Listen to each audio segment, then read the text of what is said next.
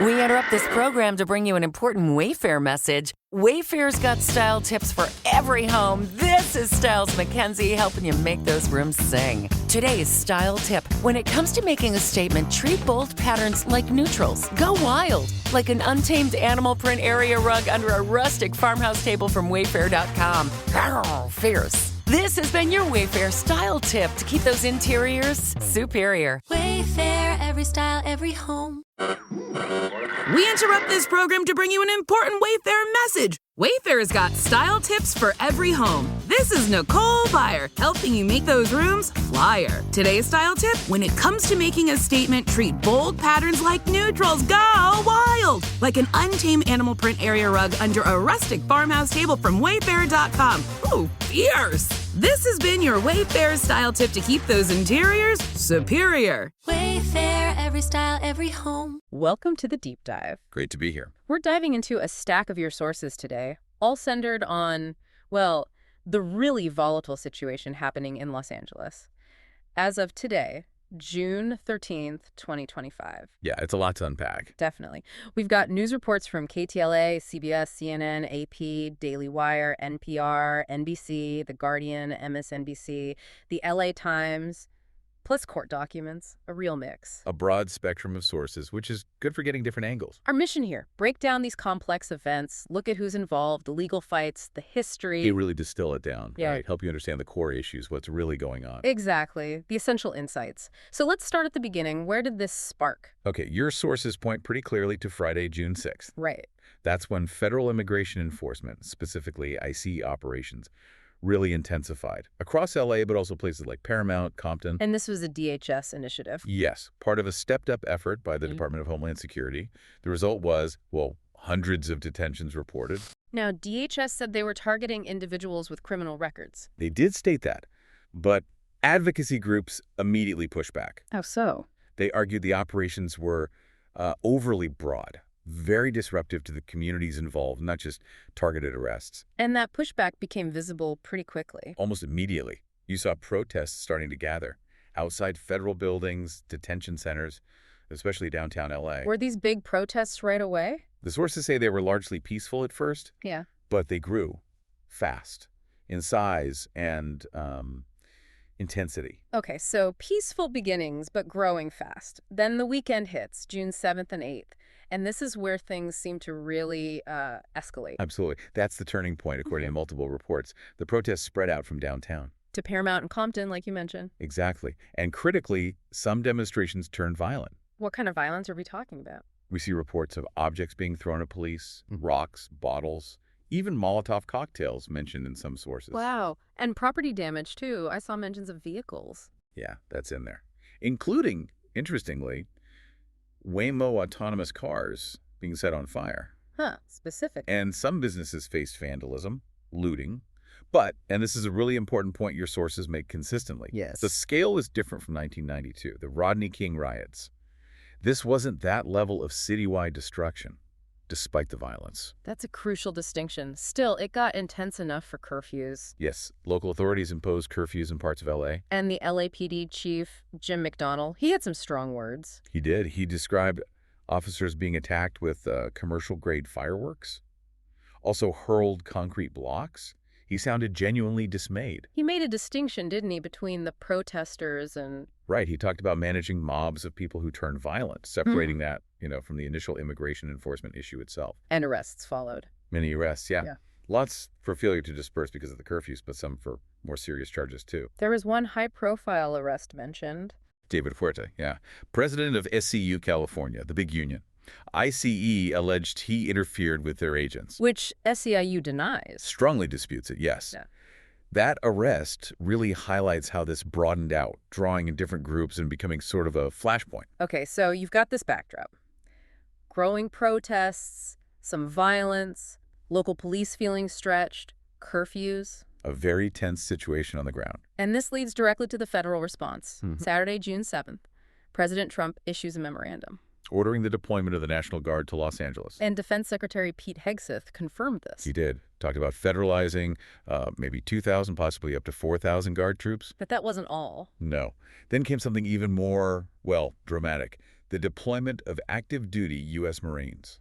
Active duty? For a domestic situation like this, that feels unusual. It is. Your sources definitely describe it as a rare move. About 700 Marines, mainly from 29 Palms out in the desert. What was the administration's reason? Their stated purpose for bringing in Marines? According to administration statements and military figures like Major General Scott Sherman, it was about supporting federal law enforcement, protecting federal property and personnel. And, crucially, quelling what President Trump explicitly called a rebellion. A rebellion. Strong language. Very. There was some initial talk, sources mentioned, about Guard troops possibly accompanying IC agents for protection. But that changed. Military officials later clarified Guard members weren't actually detaining civilians. The Marines, though, they were assigned to protect federal facilities under something called Task Force 51. Okay, federal troops, Guard and active duty Marines deployed to LA streets. This must have set off alarms politically and legal. Oh, immediately. A huge firestorm.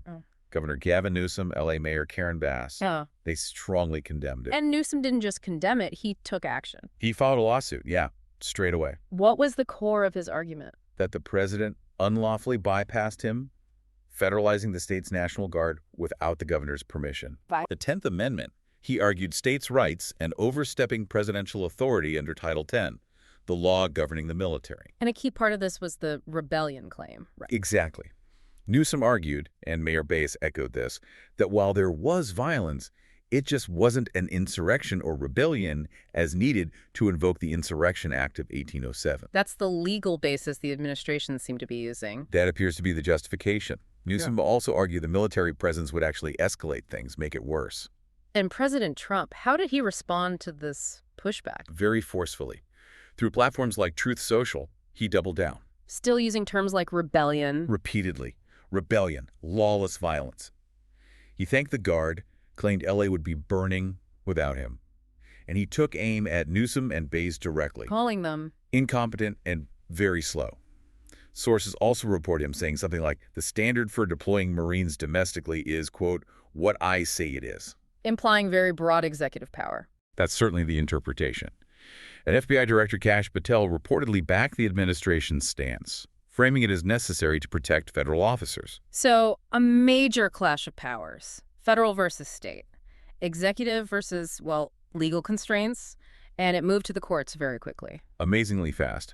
Newsom's lawsuit landed in front of U.S. District Judge Charles Breyer in San Francisco. And Judge Breyer ruled pretty quickly, too, right? Thursday, June 12th? He did. Issued a 36-page decision, and it was a significant one. What did he find? He found that California was likely to succeed on the merits of its challenge. Basically, he agreed with Newsom. Calling Trump's actions illegal, exceeding statutory authority, violating the 10th Amendment, and crucially, the Insurrection Act point. Yes. He explicitly stated the protests fall far short of a rebellion under that act. He was very clear on that. Did he raise concerns about civil liberties? He did.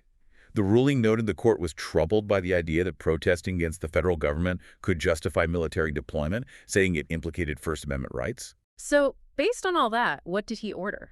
He ordered President Trump to return control of the California National Guard back to Governor Newsom. A clear win for the state, initially. And initially, because that wasn't the end of it. Not at all. The Trump administration immediately appealed Judge Breyer's ruling, took it straight to the 9th U.S. Circuit Court of Appeals. And the 9th Circuit acted fast, too. Very fast. Late that same Thursday, they issued an administrative stay. Okay, what does an administrative stay mean in practical terms? It means Judge Breyer's order is temporarily paused, halted. So the National Guard remains under federal control for now. That's the effect, yes. The stay allows the administration to keep the current deployment structure Guard federalized, Marines present, while the appeals court takes a longer look at the case. So the legal battle is ongoing. Very much so. A hearing before a 3-judge panel at the 9th Circuit is scheduled for June 17th. So just a few days away, that will be critical. This whole situation, it really forces us to look at the laws governing military use inside the U.S. Historical context seems important here. Absolutely. The obvious comparison people make is the 1992 L.A. riots. Federal troops were deployed then, too. But you said earlier the sources differentiate this time. They do. The scale, the specific trigger being federal policy, the prominent use of active duty troops. It feels like a different dynamic, even if the comparison is inevitable. And the legal framework itself is pretty old. 2 key acts keep coming up. First, Posse Comitatus. Right. The Posse Comitatus Act of 1878. Generally, it bars using the U.S. military, Army, and Air Force, specifically named for domestic law enforcement. Unless Congress allows it or there's a constitutional exception. What about the Marines? It gets a bit technical because they're Navy, but the principle generally extends.